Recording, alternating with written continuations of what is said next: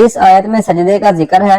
اس مناسبت سے یہاں سجدے کے متعلق چند احکام بیان کیے جاتے ہیں۔ نمبر 1، سجدے کی 2 قسمیں ہیں، عبادت کا سجدہ، تعظیم کا سجدہ۔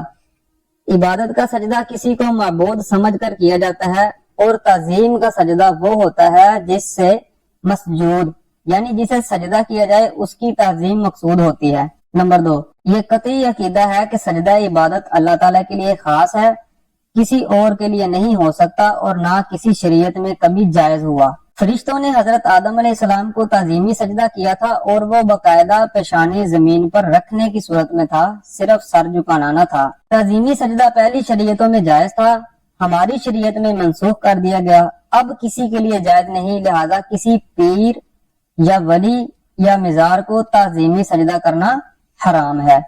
لیکن یاد رہے کہ تعظیمی سجدہ کرنے والوں پر یہ بہتان باندھنا کہ یہ معبود سمجھ کر سجدہ کرتے ہیں، یہ اس تعظیمی سجدے سے بڑا جرم ہے، کیونکہ یہ مسلمانوں کو مشرک اور کافر کہنا ہے۔ اعلیٰ حضرت امام احمد رضا خان فاضل بریلوی رحمۃ اللہ علیہ نے غیر اللہ کو تعظیمی سجدہ کرنے کے حرام ہونے پر ایک عظیم کتاب لکھی ہے، جس کا نام غیر اللہ کے لیے سجدہ تعظیمی کے حرام ہونے کا بیان۔